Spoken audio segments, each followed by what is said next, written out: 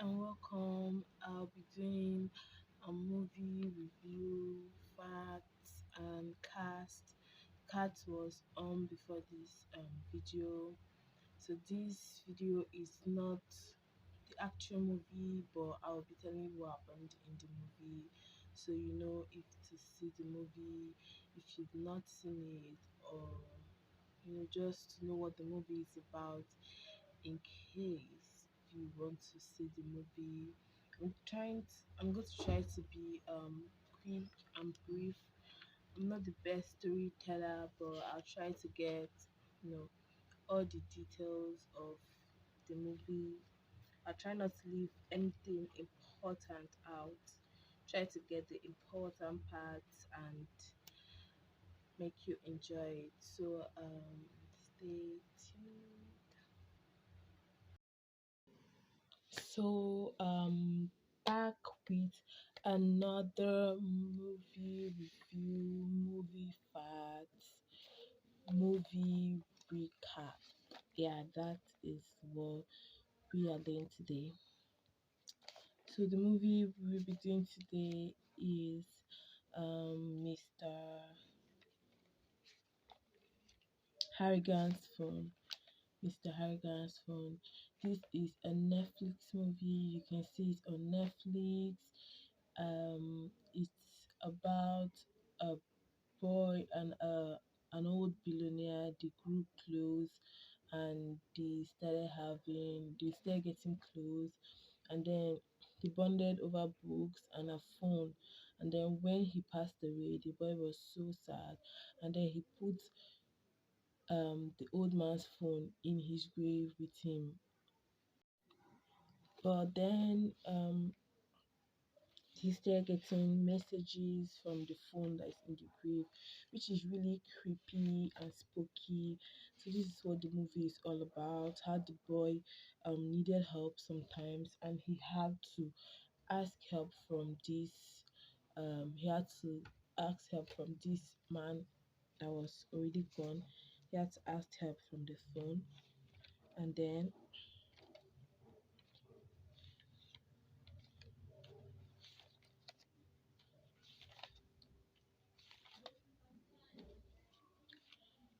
so that is it.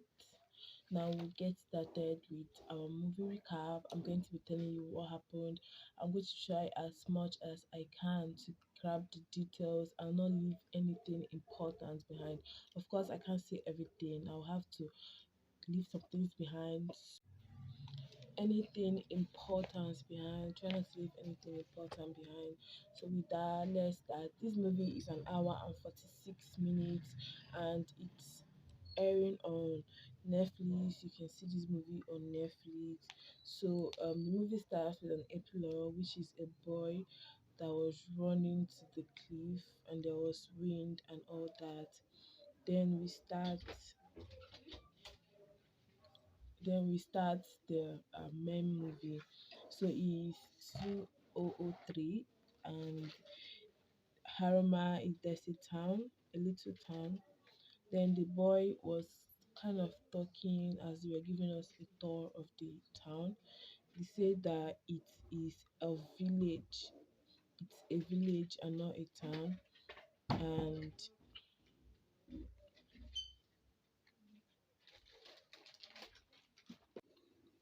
And he also said about how elementary market, and there was a gate for there was a market, and it was at gate for, which was the town next to this his town. And the town is bigger, and it had his dad's favorite restaurant, and they go to the town whenever his dad won salesman of the month, which used to be often, but not so much again since his mom passed away, since his mom left. and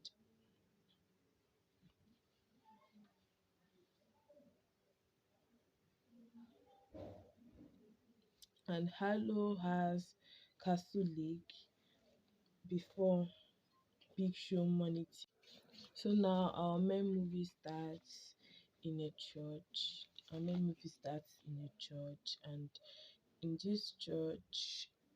um, this church, an old man, the boy who is our main character, but we're going to call him Jake.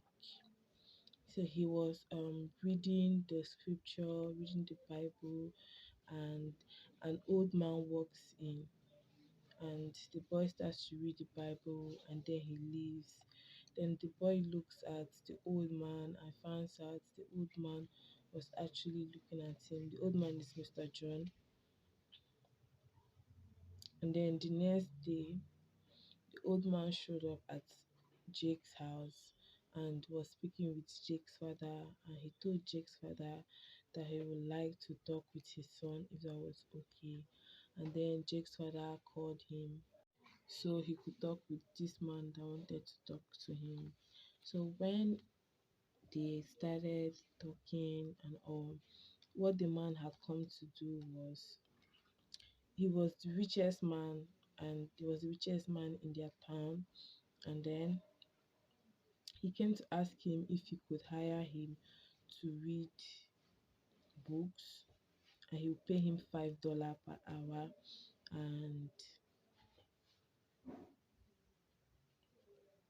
that was what he came to do. So the boy then went to his house the next day, and on getting to his house, the gardener was just staring at him, which was a little creepy. The gardener was staring at him, and then a lady opened the door even before he could knock. Then the boy tried to introduce himself, but the lady said she already knew who he was. Then, before he had the chance to introduce himself to the old lady, she said she knew who he was already and there was no need for introduction. She said she knew who he was, and then she opened the door for him. He went in. Then the boy stared at the mansion for a while. He looked around and the mansion was beautifully decorated.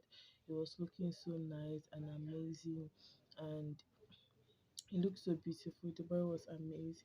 He stared at it for a long time. Then he went to find where he was to read to the man. Then he looked around and found the place. When he got there, he saw the man and then he started reading to him. After he started reading to him, the man didn't say anything. The man just looked at him and kept on staring at him.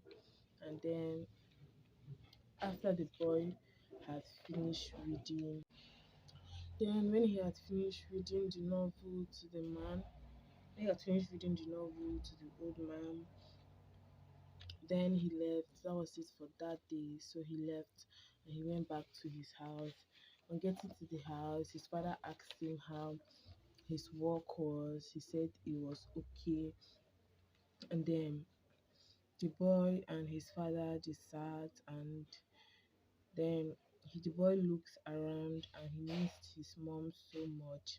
His dad seemed sad since the mom passed away. His dad has been sad. I mean, he was trying his best to put it all together because of their son, Jack, but he seemed so sad. He seemed so sad and hollow. And the boy said he had a weird thing about his mom passing. Then the next day, he goes to Mr. Harrigan's house as usual. He he then he then sets his chair, and then he tries to go to do he sets his chair ready to start reading, and then he saw a door in the place that he usually read for Mr. Harrigan. He tried to open the door, like he moved closer to the door, and then he then asked Mr. Harrigan what was in the room and why was it always locked. Then Mr. Harrigan told him that there were terrible secrets in the closet. Terrible secrets. Then he started reading to Mr. Harrigan for the day, and Mr. Harrigan, as usual, just stares at him and listens. And then, when the boy was done reading, when he was done reading, Mr. Harrigan then asked him if he understood what he read, and Jack said he thinks he do, and then Mr. Harrigan hands him his pay, and then Jack then asked Mr. Harrigan if he read, and Mr. Harrigan said yes, he does read, and he reads newspapers, and it's all about the value of money. And he said the value of money is not measured in words, but it is measured in power. Then Mr. Harrigan was giving off this weird vibe to the boy, so he got curious, he got a little curious, and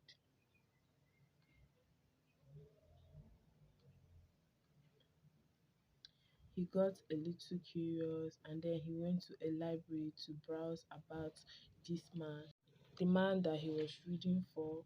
Went to the library to browse about him.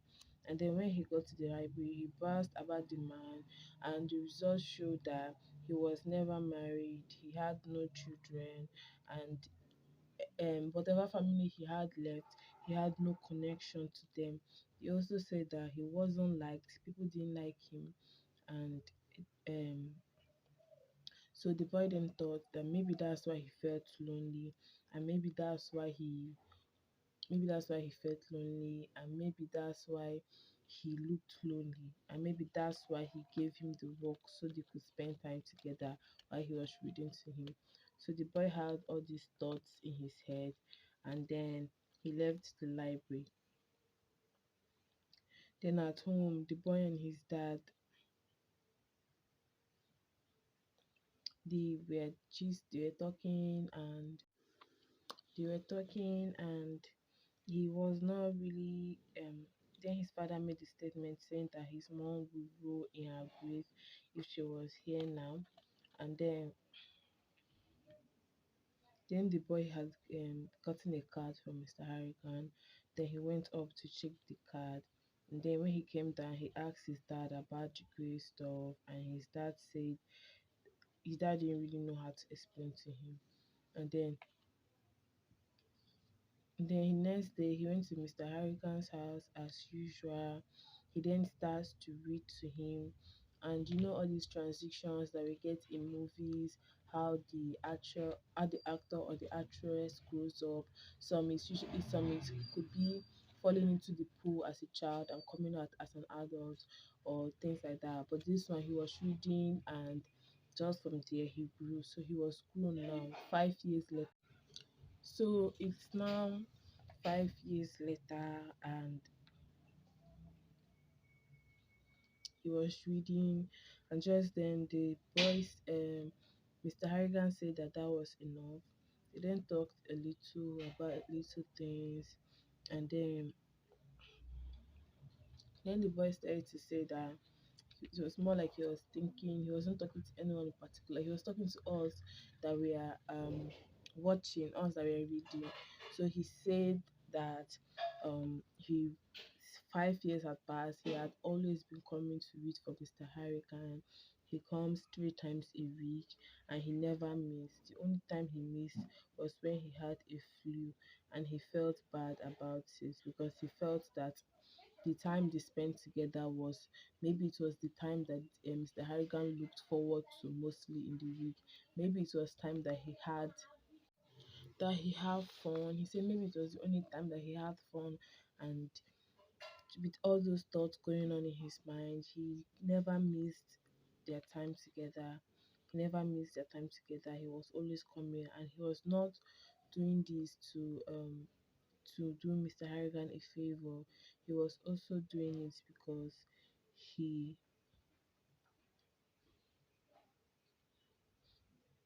he was also doing it because he looked forward to it. Like I said before, he comes 3 times a week for the past 5 years, and he had never missed. The only time he missed was when he had a flu, and he also felt bad for missing it. So which means he looked forward to the time they spent together. And then the next thing was at the school bus. Then he said that all the kids of his town goes to Gate Falls. for high school. They go to Gate Falls for high school, and Gate Falls is the next town, the next city, and it's bigger than his town. So they went to Gate Falls for high school because his town didn't have any high school. And then there was a boy in the school bus, and the boy was already going to Gate Falls for the school. They were freshers in the school, but this boy had already been going, and then he told them that it was the boy was at the back. He was laughing at the magazine he was reading, and then Jack said that the boy agreed to give them a tour of the school if they paid him. He said he had been in and out of it alive, and it's not an easy task. And he said that he was going to give these new students a tour, but he was only going to give them a tour if they paid him. So of course they gave him the money, they paid him, and then he starts when the bus stopped at the school. It was then time for them to get their tour, and then they were looking around, and then he starts by telling them that the people he pointed, he didn't really point, he just made a gesture to a corner where students were gathered. He said that they were people to stay clear of, that they were kind of bullies. And then when he said that, everybody turned to stare at them, and he told them not to stare. They didn't want to get into trouble, they should not stare. So everyone removed their gaze from them and looked out. But Billy, before Jack could do same, the bully had already seen him, and then the bully knew he was staring. So bullies are bullies, so he got mad that he was staring at him. But that was it. So then Billy then started to show them around. Billy is the guy that they had paid. Then Billy is the guy they had paid to give them a tour. So he starts to show them around, and starts to show them places, telling them don't open this door, this and that, telling them things.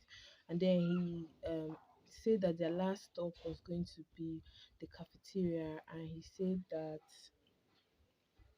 that was where the popular kids hang out.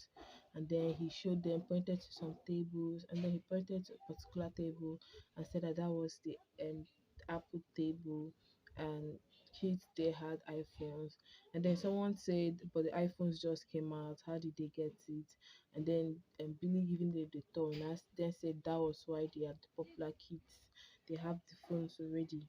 And then one of the boys then said that they had to get phones so they could blend in more. And then Jack sees a girl sitting on the iPhone table. He sees a girl sitting there, and the girl smiles to him. He smiles back. The girl smiles, he smiles back, and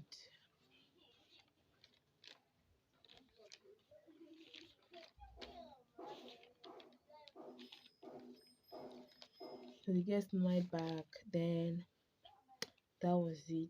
They then went for class.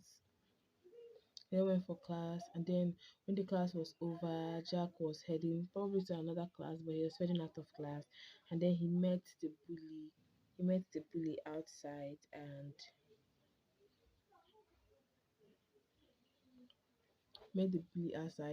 and then the bully greeted him. He greeted the bully back. Then the bully gave him a bag, and he asked the bag what was in it. He asked the bully what was in it.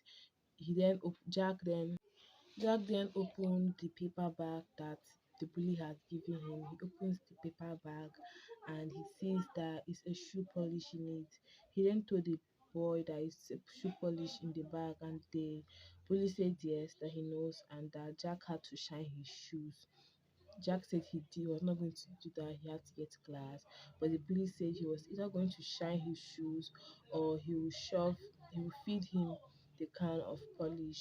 And then just as they were doing all that, a teacher saw this, and she came to Jack's rescue. When she came, the bully tried to maintain and act like nothing out of the ordinary was going on. But then the teacher came and asked what was going on, and the bully said nothing was going on. The teacher asked Jack what was going on. Jack said nothing was going on either. Then the teacher said that She said it better not be shoe polish that was in there. So this means that the bully does this a lot for the teacher to think that it was a shoe polish. It could not have been a coincidence that she guessed that. It only meant that the bully does it often. And then she asked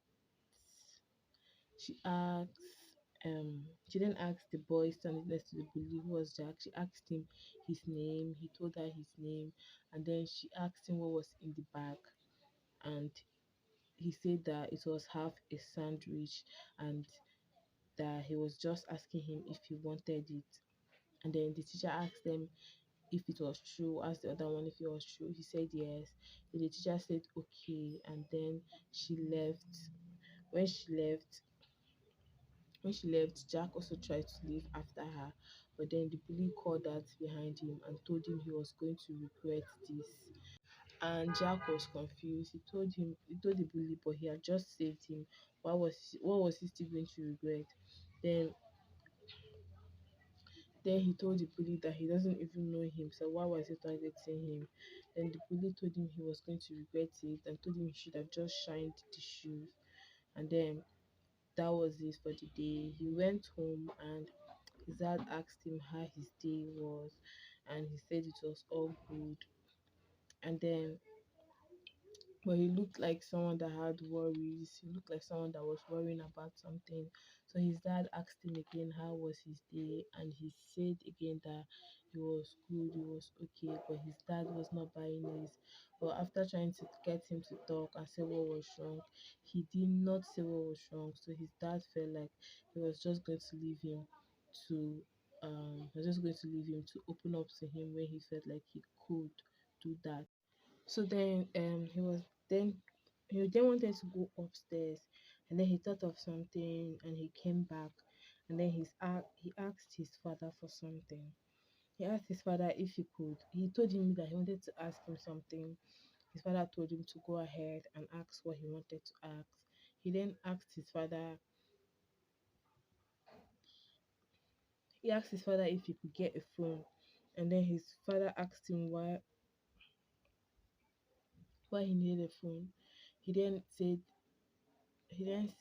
mind you, this is 2008 because the movie started in 2003 and then it's 5 years later.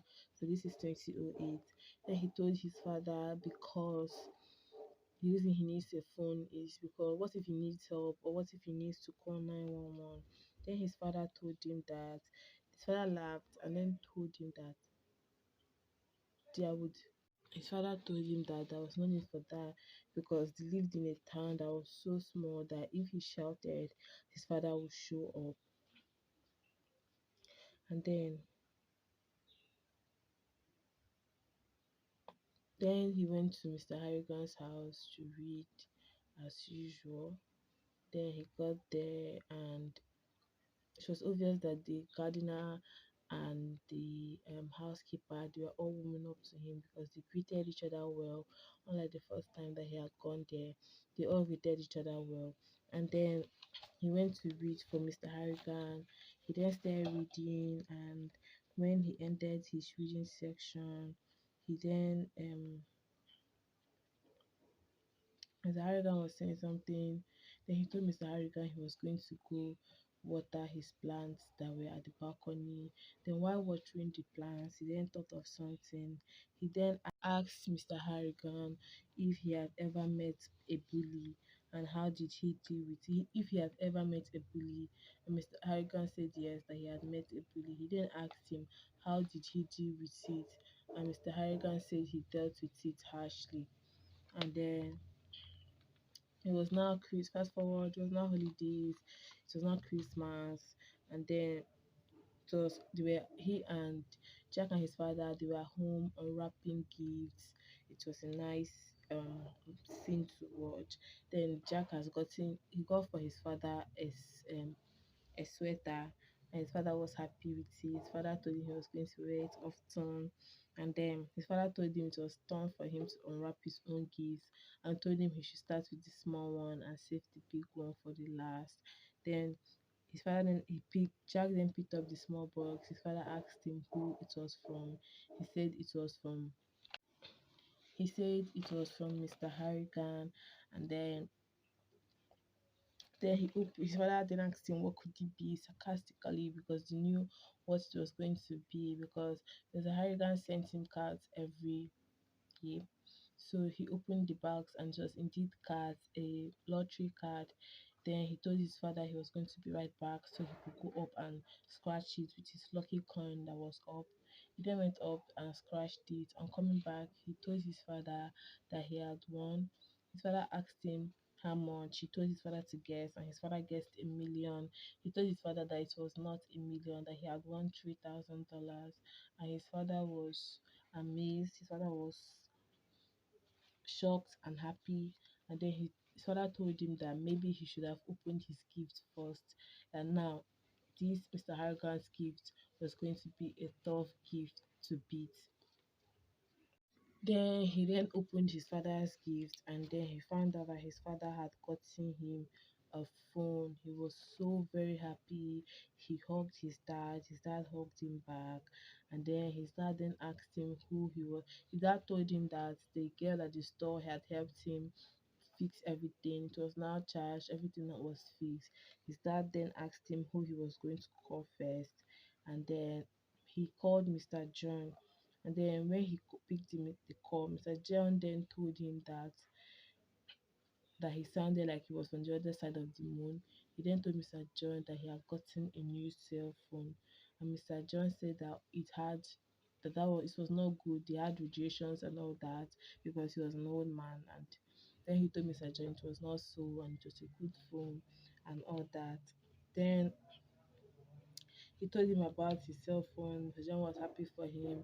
Then he asked him how could he help. He asked him how could he help him, and then he said that on asking him how could he help, Mr. John said that on asking him how could he help, he said he didn't need the help, but he just wanted to thank him for the card he gave him because he won $3,000, and it was so nice of him to give him the card.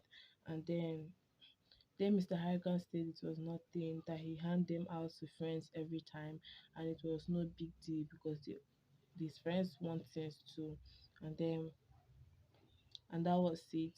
Mr. Harrigan then asked him if there was something else he needed to tell him. Then when he said no, there was nothing else. Mr. Harrigan then told him to have a nice day, and he hung up the phone even before he could say it back. So now the holidays are over, back to school's time. So he goes to school after the holidays, and on getting to the school, he sees the bully. The bully sees him too. And then he goes into school with his friends from his town. And then he was kind of in a hurry to get to the cafeteria. Then his friends asked him why was he in a hurry and all that.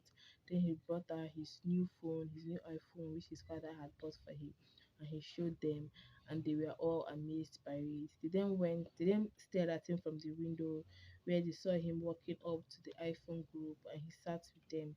And then he said that then Jack was telling us that later two other of his friends got phones shortly after, but he was the only one with the iPhone, so he was the only one that sat in the iPhone table. And then it's another day to go read for Mr. Harrigan. While they were reading, Mr. Harrigan told him it was okay, he had had enough. And then when he was getting ready to go, Mr. Harrigan then told him he had something to tell him. He told him it's been 5 years since he had been coming to read for him. It's been 5 years since they had the contact and all. Then Jake then asked Mr. Harrigan if he wanted to fire him, if he had had enough of him. Mr. Harrigan said no, that was not the case. But he just wanted, Mr. Harrigan told him that the 5 years that he had worked for him, he had never missed, he missed just one. And Mr. Harrigan wanted to know why he kept coming. Why didn't he go hang out and do other things? Mr. Harrigan told him that at this his age, there are more things that he could do. That I guess when he was little, 5 years ago, working for him, maybe there was nothing much he could do, and this was a way of him passing time. But now that he was grown and a teenager, There are a lot of things that he could actually do to pass time. So why was he coming to read for him? This was what Mr. Harrigan was asking him. And then he told Mr. Harrigan that he comes because he wants to. He comes because he enjoys their time together. He comes because he values their time together and all that. And then after saying that, he then told Mr. Harrigan goodbye, that he'll see him next Tuesday. And then back at home, he then asks his father what he does about money, what he does with his money, and how he spends his money. His father told him that he nearly never spends his money. And then his father asked him if he knows what he wants to do with the rest of the money. And he said yes, he knew what he wanted to do with the rest of the money. Then the next day, we saw him walking with a bag. He walked to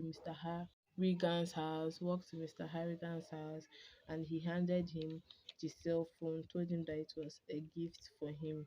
Then Mr. Harrigan told him no, he doesn't need anything from him. Mr. Harrigan then told him that he should give it to his father. And when he said this, Jack said that yes, his father knew he was going to say this, and his father had already said that he was going to say that he should give it to his father. And then he said that besides, he has nothing he could do with it. Then Jack told him that he could make calls with it. Mr. Harrigan then said that he has a cell phone and he could reach whoever he wants to reach with it. Then Jack then also said that he could read the newspaper with it. Then Mr. Harrigan said that he has newspapers and he doesn't need to read it on a phone, that he gets his newspaper delivered. Just then, Jack then picked up the phone and opened the newspaper app. Then Mr. Harrigan saw the newspaper app and saw the news. He then picked up his own hard copy of newspaper and looked at it and saw that they were not the same. He then told Jack that what was on his newspaper was not in the book and they were not the same, they were not accurate. And then Jack then told him that it's because that was today's news, and that he gets his news a day late. Every day everyone does, but with this newspaper he was going to get the news the day he was meant to get it. He was going to get it accurately, no wasting time, no not being lacked not time not being lacked and all that. With this, Mr. Harrigan saw the actual need of the phone and he looked at it, and then he said he was going to accept the phone. And then he said he was going to accept the phone. And just then Mr. Harrigan told Jack to get him his phone.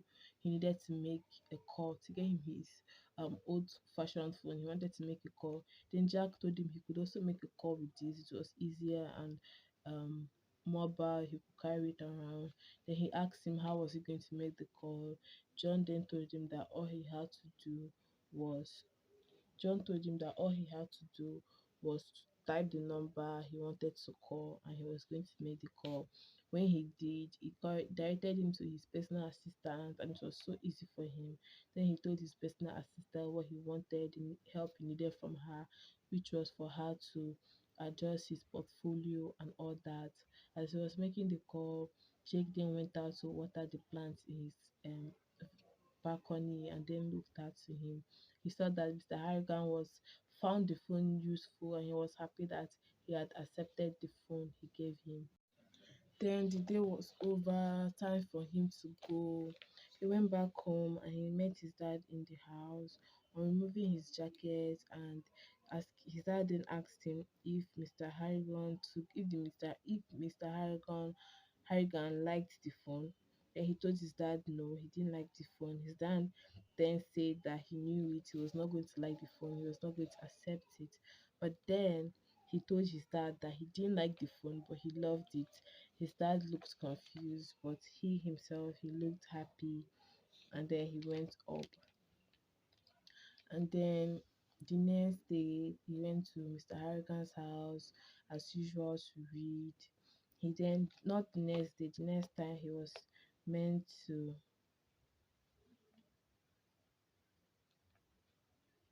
the next time he was going to read for him, he got there and He got there and he said that each day before reading, he would teach Mr. Harrigan a few things about the phone. He helped him You teach him a few things about phone. He taught him how to send a text message. He taught him how to do a voicemail. They were on the voicemail part, and Mr. Harrigan was making a voicemail so that whoever could not reach him would be directed to the voicemail. And then he then told Mr. Harrigan that he needed to choose a handle. And when said this, Mr. Harrigan was surprised and asked him what a handle meant. He told him it meant a nickname, something that he was going to be known for, something that if he sends a message, it will show as his handle. And then he said that he was going to, then he chose something. He chose the Pirate King. He said that was his nickname. That was actually what some people in the business knew him as. And he wanted to choose that to be his handle. And then after choosing that to be his handle, Jack then asked him if he has gotten any calls yet. He said no, just a bunch of fake numbers calling, and he also said that he could not stand the ringtone. The ringtone was very annoying, and he could not stand the ringtone. And then and then Jack then picked his phone and changed the ringtone to something pleasant. And then Mr. Harrigan said he still won't answer the phone though. He still won't answer. Then he asked Mr. Harrigan if he was also not going to answer. He asked him if he was also not going to answer if he called, if he was also not going to answer his call. And then he said, how was he going to know he was the one calling? And then he Jack then knew what to do. He then picked up the Harrigan's phone. He picked up his phone and then asked Mr. Harrigan what his best song was. Asked Mr. Harrigan what his best song was, and he told him what his best song was.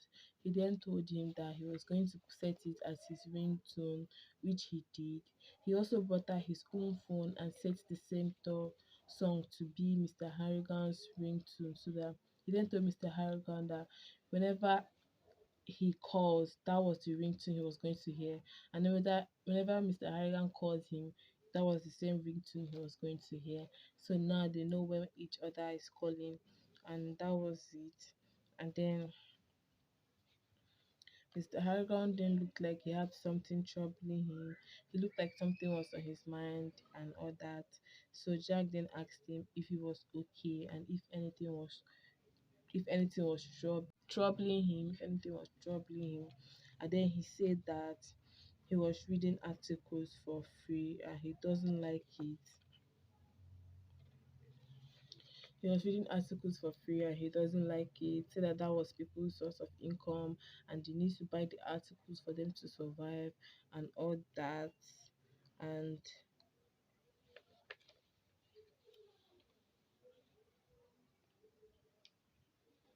and all that. He then said to say about business and started saying, and Jake said that what he was saying made sense actually, that he was predicting the future. And then after everything, Mr. Harrigan told him that he didn't really like the phone because of its evil features. He said that all the news was going to circulate and that what happens when people stop actually writing news and it's what people want to see. What happens, and he said that if the internet should make a mistake and write something bad, no one will know it's a mistake. They will say it's true, they'll say it's the correct thing. And then he said what will happen when there's nobody else, when all these other articles places shut down and there was no way to get legit info. He said that that would be a very bad thing to the future and all that. And then he then told Jack to go on and start reading.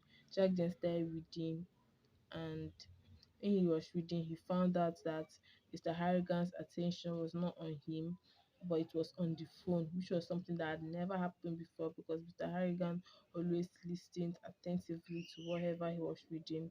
So he then called back his attention. Mr. Harrigan then apologized and said that he has a lot on his mind now. And then Jack said that it was okay.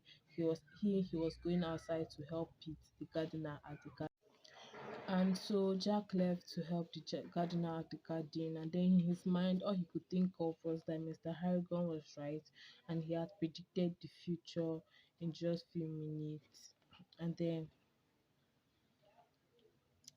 the next time at school, the teacher was teaching, and Jack answered questions because he was smart. And then after answering the questions, the class was over. He then texted this girl that was on the iPhone table that he smiled at before, that smiled at him previously because she was in his class. He then text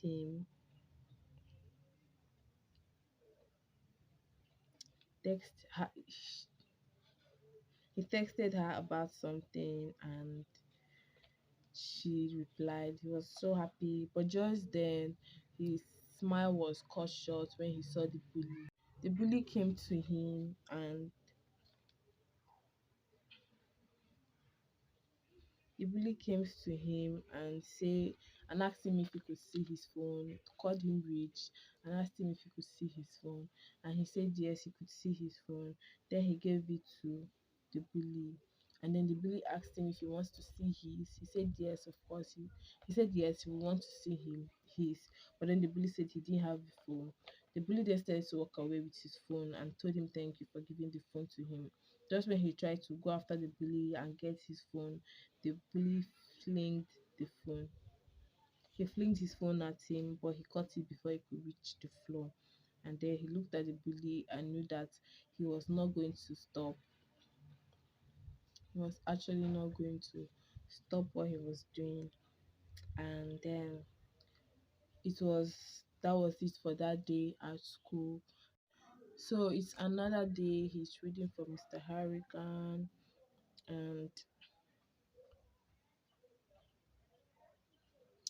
and as usual, Mr. Harrigan is with his phone. He's focused on his phone and not at what Jack was reading.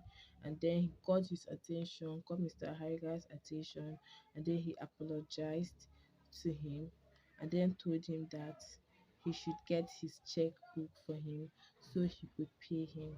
And then when he got his checkbook, he when he went to get his checkbook, he looked into the drawer and he saw that there were lots and lots and lots of lottery tickets, which was what Mr. Harrigan had been gifting to him for the past Christmas. He saw the tickets and he brought out the checkbook from the drawer and he gives it to Mr. Harrigan.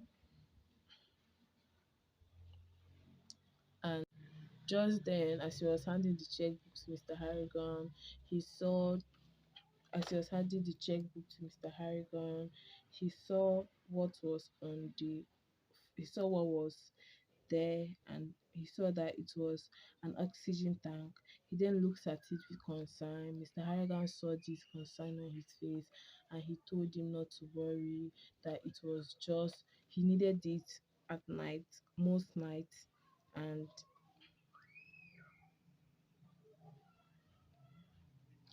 then Jack then asked Mr. Harrigan why he had moved to this place, asked him why he had moved to this place and all that. Then Mr. Harrigan told him that he moved to this city because he wanted. Jack asked Mr. Harrigan why he moved to this place because he could have gone to anywhere in the world he wanted because he was a billionaire. Then he told Jack the reason that he had moved to this place was because he wanted where nobody knew anything about him. He wanted a place where nobody knew anything about him and where nobody would ask anything about him either. They would just take him as they've seen him and just that.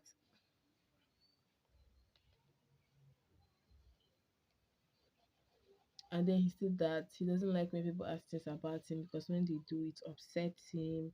And then he said that he then asked Jack a place he would like to go to in the future, and Jack said he would like to go to he asked Jack if there was a place that he would like to live in the future, and Jack said Los Angeles.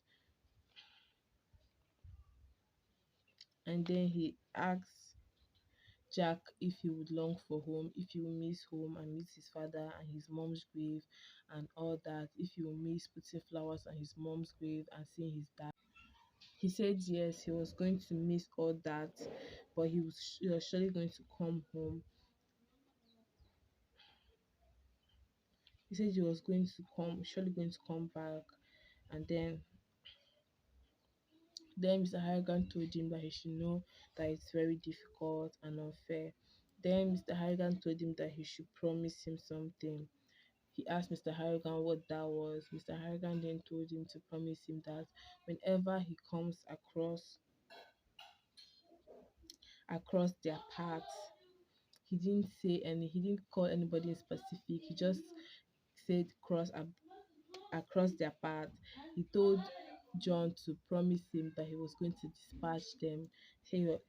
Told John to promise him that he was going to dispatch them and dispatch them with haste. Dispatch them quickly. And then John hesitated. Then Mr. Harrigan raised his voice and asked John to promise him. And then John saw that the look on his face was intense, and what he was saying, he was really serious about it. And then he promised him that he was going to dispatch them, like he had said he was going to dispatch them. And then that was it. Then Mr. Harrigan handed him a check. This was his payment. Mr. Harrigan then hands him the check and told him thank you.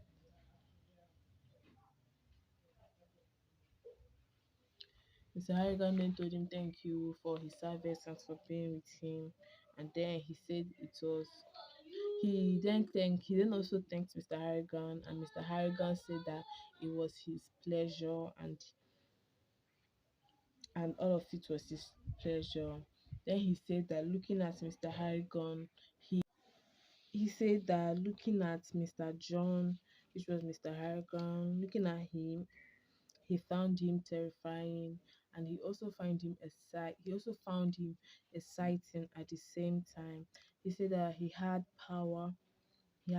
this power, and he had power, and he could be dangerous, and he gave off this weird energy, he gave off this weird vibe, but he was his friend and he cherished him. And then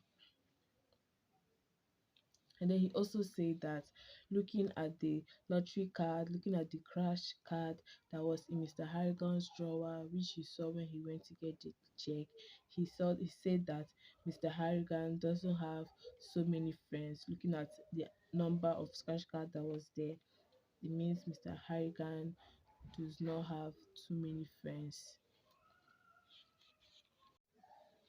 So then he was at the dinner table with his father, and then he thought of Mr. Harrigan, thought of all these. Then he sent a message to Mr. Harrigan, and his text read that it was a privilege to work to Mr. Harrigan. He sent him a text saying that it was a privilege to work with him and that he enjoyed their time together. That was the text that he sent to Mr. Harrigan. And then the next day is Tuesday, and on Tuesdays, Mr. Harrigan's house helps are not around. It's more like their day off. Nobody's around on Tuesdays, only Mr. Harrigan. And yeah, Jack knows this because he has been going there for the past 5 years. So it's only normal for him to know about this. Then he goes to Mr. Harrigan's house. He rings the doorbell as usual. Then he opens and goes in. He opens the door and he goes in. Just then he saw when he got into Mr. Harrigan's room where Mr. Harrigan stayed, when he reached to him, he saw Mr. Harrigan unconscious. He saw him with oxygen, and then he tried to he tried to wake him up, but he wasn't waking.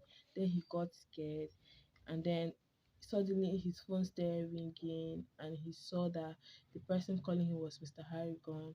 He then looked at Mr. Harrigan and saw that his hand held his phone, and he was actually dialing Jack's number. Then he took the phone from him, continued to tried to wake him, but it didn't work. He then picked up a mirror and put it close to his nose.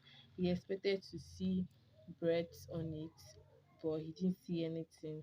Just then he knew what had happened and was so scared. He was so scared. Then he was so scared he called his father, and then he told his father what happened, told his father that he has found him unconscious and all that. His father then told him to call the house help and tell him what had happened. And then Jack told his father that the house helps are not there, and his houses are not there. The father then told him to stay somewhere safe, that he was going to call the ambulance, and he was going to call the ambulance. And then he hung up on him. And then Jack looked at Mr. Harrigan's body. He was so scared. He was so scared. And then he stared at him. And just then the ambulance, after some while, the ambulance came and they took Mr. Harrigan. They took him out. The police came too. And then after all this, Jack then went home. Then that was it. Then Jack he went back home. He was sad. He then goes to his room, and then he sees his phone, and then he sends a text. He sends a text to Mr. Harrigan saying that he will miss their time together, that he will miss him and he will miss their time together. Then after sending the text, he then went to bed. He sleeps, and the next time is now Mr. Harrigan's funeral. And on his funeral, the person that was to read for him was Jack. And then he read for Mr. Harrigan. After reading for a while, it was then after reading for Mr. Harrigan, it was like his biography and all that. After reading it,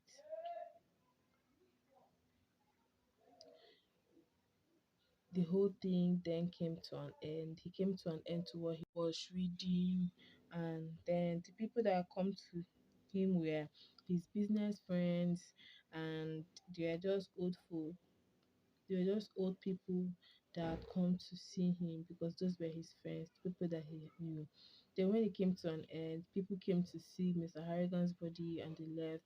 Other people came to see him and they left. They'll come see him go, come see him go. Finally, he was the last person. Jack was the last person to go see him, and he felt so bad. He felt bad. Then he looked around. When he looked around, he didn't see anybody. He looked around, nobody was in the area. Then he did something that he was probably not supposed to do. He brought out Mr. Harrigan's phone.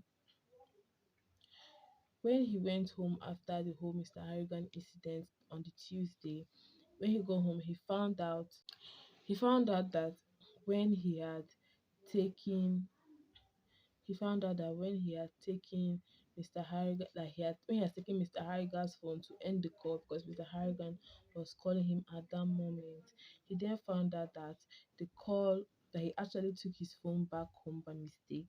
Then when he found out about that, that was then when he sent the message to Mr. Harrigan's phone saying that he missed their time together. Miss he was going to miss their time together after that. So he had Mr. Harrigan's phone. And now back at the funeral place, he then looks around, nobody was there.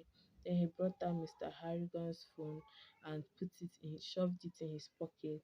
And just when he had finished doing this for him to leave, a man came behind him.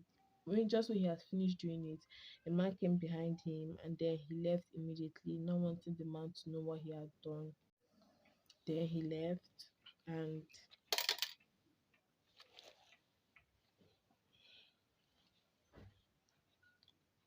he left, and then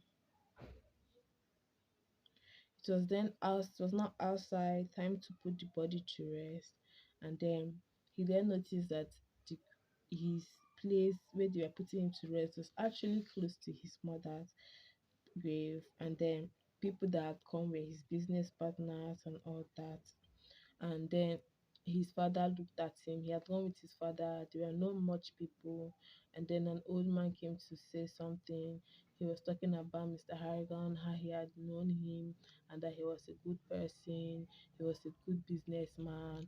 He was talking about Mr. Harrigan. Then people that knew him came out and also said a few words for him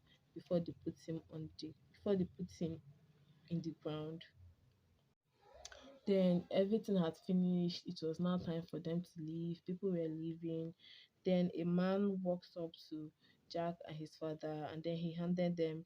He said that he introduced himself to them and told them that he handled Mr. Harrigan's finances, and he said that he had something of Mr. Harrigan, and then Jack was scared. He then asked if he was in trouble, and I'm guessing all this was because of the phone. He only knew about the phone, so he thought that it was the phone that they were talking about. Then he asked the man that said he handled Mr. Harrigan's finances. He asked him if he was in trouble. He asked the man if he was in trouble, and the man told him that no, he was not in trouble, and before the man said he was not in trouble, Jack's dad had said that he was going to call his lawyer because he thought it was something serious. He thought it was something serious. But then the man told him no, that he was not in trouble and they didn't need to call a lawyer. He said it was actually a good thing. He said it was actually a good thing. And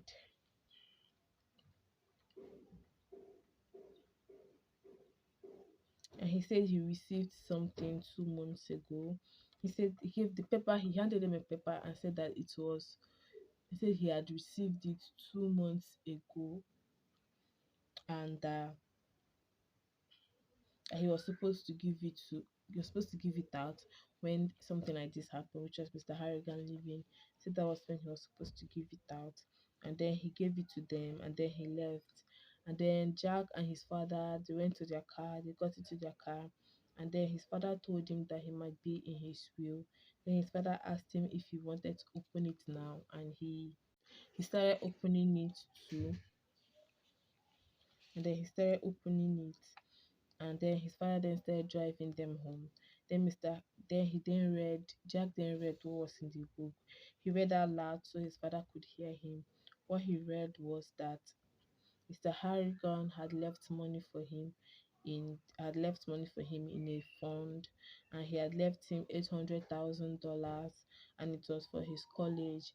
He said that it was going to be enough for him to finish college, and he was going to have some left for him to pursue his career of he said he could pursue his career of screenwriting that he wanted to do. He had always wanted to do, but he should know that he does not approve this because of some joke that he had about screenwriters.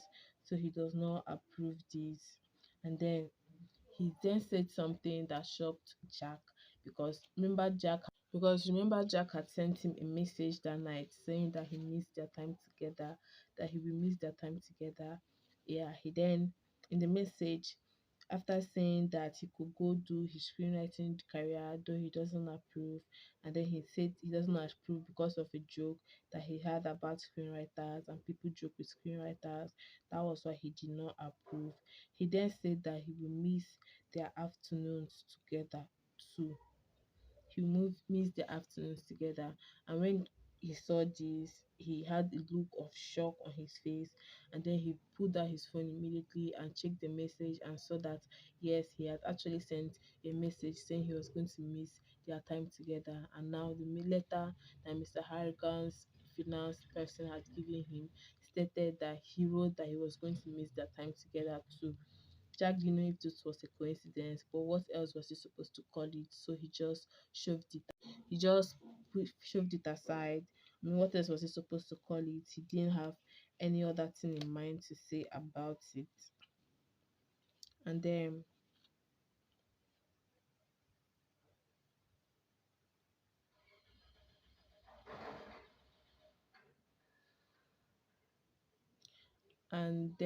he then at home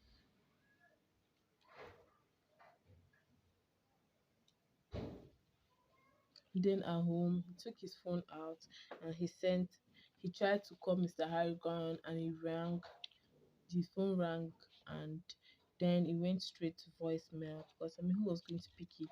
So as usual, as expected, it went straight to voicemail, and then he sent a voicemail to Mr. Harrigan.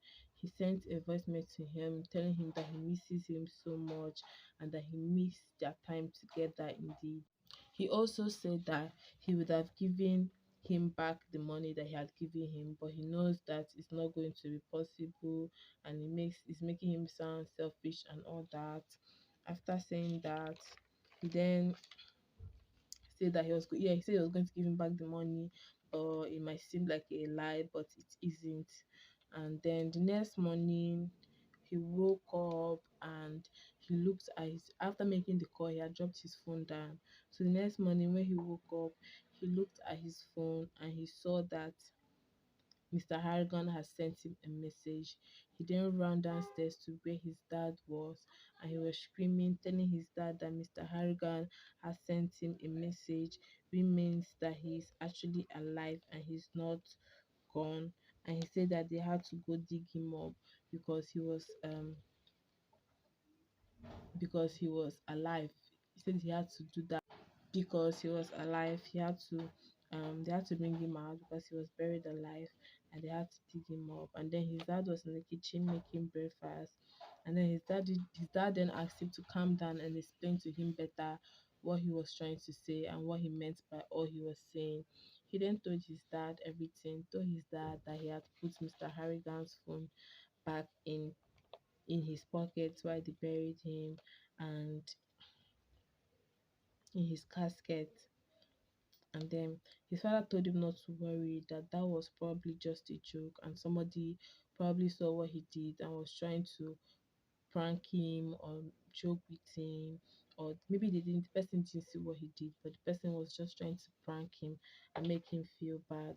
His father said that maybe someone had hacked his phone and all that, but he did not believe what his father was saying. He was still very concerned about then he was still very serious about what he was saying about Mr. Harrigan and having to dig him up and all that. And then his father told him that it was so impossible for all that to be the truth. His father then told him that maybe that someone definitely had hacked his account because someone had hacked his account because he then told his son that Mr. Harrigan was left unattended to, and as a billionaire he was, despite the fact that he was old, they carried out an autopsy on him to know the actual cause of his death, and it turned out that he died because of a heart attack. He died because of a heart disease, not heart attack, died because of a heart disease, and he was actually gone. His father told him that all this was a joke and he was actually gone.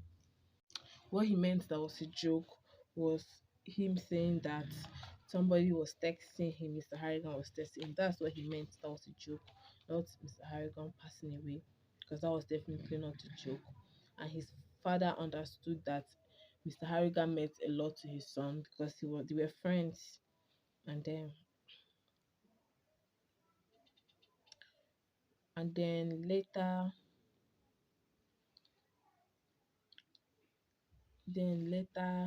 Mr. Harrigan later Jake then went to the cemetery. He went there in a hurry. He rode his bicycle. He went there in a hurry.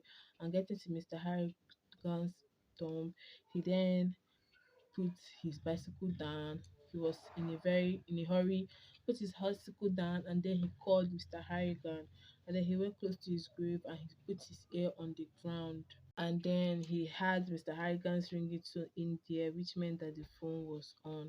And it was not supposed to be like that because it's been few days after the whole incident. So Mr. Harrigan's phone was supposed to be off because that it was definitely not charging in there, but it was still on. So he was freaked out when he had the ringing tone. He then went back to his house. When he went to his house, he went to Mr. Harrigan's house actually. Then he saw Mr. Harrigan's maid, and then she served him tea and they were talking. The maid then asked him if he was alright because she knew that he had bonded with Mr. Harrigan for the past 5 years that he had been coming to read for him. She knew that he had bonded, so she asked him if he was okay, and he said that he was okay. Yeah, he was okay. Then she then asked him how his dad was doing, and she also asked him if Mr. Harrigan left him something, because Mr. Harrigan had mentioned that he was going to leave him something. Then Jack said yes, that he had left him something. He left him um he left him enough money to see him through college and help him settle down on his career and do what he wanted to do. That what he said that Mr. Harrigan had left him. Then the maid told Jack that Mr. Harrigan had also left her something, and she had also left the gardener Pete something too. And that was okay, that was normal. I mean, they worked well for him. Then she said something about the gardener. She said that the gardener had stolen from Mr. Harrigan and he was caught. And Mr. Harrigan, what led to this whole conversation was Jack asked her if she felt that Mr. Harrigan was weird in a way because of the energy he gave off and all that. So she said yes, that she doesn't know, but there was an incident. His gardener that was working for him before Pete, who is the current gardener, she said that the gardener stolen had stolen from Mr. Harrigan, and then Mr. Harrigan fired him, and the man did not apologize. He thought that that was the end, but that was not the end. That was not the end. Then she stopped there. Jack then asked her what had happened to this man that she was talking about. But then she said that she had said enough and she was not going to say anymore. And Jack did not persuade her. Then she then asked Jack if he needs anything from their house, something that was going to remind him of Mr. Harrigan. And Jack thought for a while, and after asking if he needs anything to remind him of Mr. Harrigan, he said yes, that he was going to need something. Then he told the lady what he needed, and it was nothing too. She said okay, she was going to get him that. She then got it for him, and she got the stuff for him, and they talked a little more, and then he then went to look around there. She told him that he could actually go get it for himself, and then he went to get it for himself, and he looked around the house. It held memories because he had been there almost every day, 3 times a week for the past 5 years. Then he went to Mr. Harrigan's room, looked around, and looked at the seat where he was always sitting on. And then he sat on the seat for a while, and then the room he opened the room, which was where Mr. Harrigan had told him not to open because terrible things were behind it. He opened the room just for him to find out that there was nothing terrible behind it, but it was just memories, pictures of him young, pictures of him growing up, pictures of some of his family. That was the only thing there. He then looked around, and then on going out, he found out that the house was now for sale and some people had come to look around for it. Then some people had come to look at the house. Then back at school, he said school was fun, the normal school. He enjoyed his classes. His best teacher was this lady that had saved him from the bully the first time, and that was his best teacher. And then he answered questions. The teacher was happy with him. He was smart. Everything was going okay. And then he said that the bully had been expelled because he was caught with substance, and he was expelled. He was caught selling contraband actually. And then on getting into the school bus to go back to their town, he saw the bully and they made eye contact, and that was just it. And then And then he said that the bully thought that he had exposed him, but he had nothing to do with what happened to him. But the bully thought that he had been the one to expose him, that he was selling contraband, and the bully was mad at him. But he said he had nothing to do with that, and he doesn't know. He said he found it weird that the bully thought that he was actually the one that exposed him when he was not the one that did that.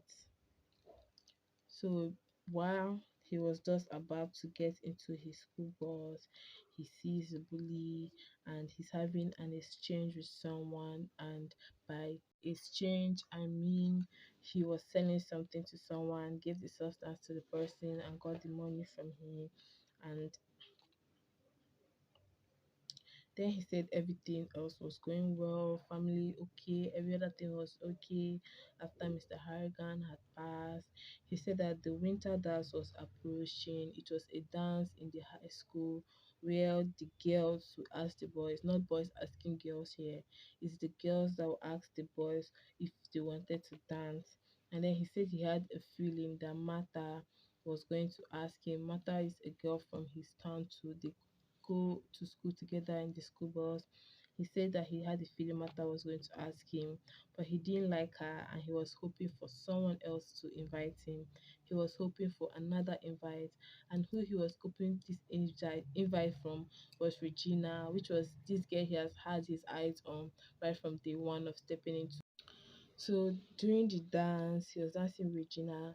Then she said she needed to use the restroom, and he said okay, he was going to walk out to the restroom. Then he walked out to the restroom and he stood outside waiting for her. Just as she entered the ladies' room, the bully comes and he drags Jack outside. He told him that he knows he had told the school authority about what he was doing, about him selling contraband.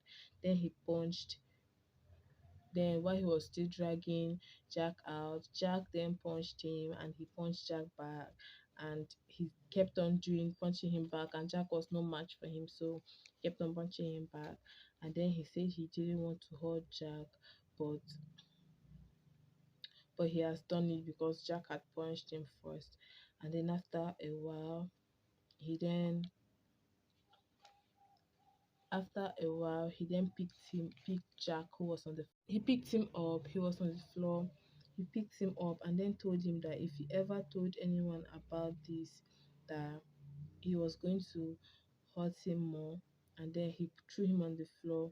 And then after this, Regina came out to see him, and she called the teacher and all. Everybody came. The teacher then cleaned him up, and this was his best teacher. And then the teacher asked him if it was he, this person that had done it to him, but he denies it. The teacher then put eyes on his wound, cleaned his sleeve, cleaned his sleeve. Then he told asked the teacher she was not from here, and she said yes, she was actually not from here. She said she was from she said she was from Boston. She had gone to school at Boston. She was not actually from Boston, but that's where she grew up and that's where she had gone to school. That's where she had gone to school. And then the boy looked like he looked somehow. So the teacher asked him what was wrong with him, and he said nothing was wrong with him. And then the teacher asked him to say the truth that he looked, his face just changed, and then he said nothing was wrong with him, but the teacher smelled so good. And she said it was just soap. She said the name of the soap and told him that maybe he should try some, he should grab it. And then he thanked her, and then he told her that he owes her, and she said he doesn't, but he kept on saying that he owed her and all that, and he said he did not. And then his father came to pick him, and then he drove him home. His father came to pick him, and he drove him home. In the car, his father then told him to tell him who has done that to him, but he said he was fine, and he didn't want to talk about it. But his father told him that he had to talk, that somebody was not just going to come and do what he wanted to do with him and go scot free. His father really wanted to take the case up, but he told his father that he didn't want to talk about it and he was fine. Then he went up to his room. When he got to his room, he then thought for a while. Then he picked up his phone and he sent a message. He sent a message to Mr. John, and then he told Mr. John that he needed to talk. He felt like he needed to talk to someone, so that was why he called him. He, that was why he called him, and he told Mr. John that he got beat by someone, and the name of this person that had been doing this, his name is Kenny. So he told Mr. John that Kenny did it, and Kenny did that to him, and he never talked to someone, so that was why he was calling him. And of course, this went straight to voicemail. He was not actually speaking to Mr. John. Then he told him what Kenny had done to him, and he said that he punched him. It was a good punch, and he said he knows that he will come. Kenny will come at him again, and he said he was scared that it was not going to end. He said he was scared that Kenny was going to come at him again and try to bully him more, and he said he was scared it was not going to end. He also said that he wished Mr. Harrigan was here so he could give him an advice, so he could advise him and all that. And he said that he did what Mr. Harrigan had made him promise him that he would do, dispatch them. So he said he dispatched Kenny, and that was it. He dispatched him, and that was it. But that was not just it. So the next day, Jack woke up, looked at himself in the mirror, and he gets a text, and the text is from his friend saying that Kenny had passed away. He got so scared. He then went with those his friends that went to the same high school with him, same high his friends from his town that went to the same high school with him, that they go to school together in the school bus. He then go with them to see the body, and then just then he saw people crying for Kenny. He then knew that everybody had loved ones, no matter how psycho the person is, no matter how hateful the person is, no matter even if the person was a bully, he had loved ones and people that loved him, people that were going to cry if he ever left them. And he had people. And then after seeing all these, he and his friends they then left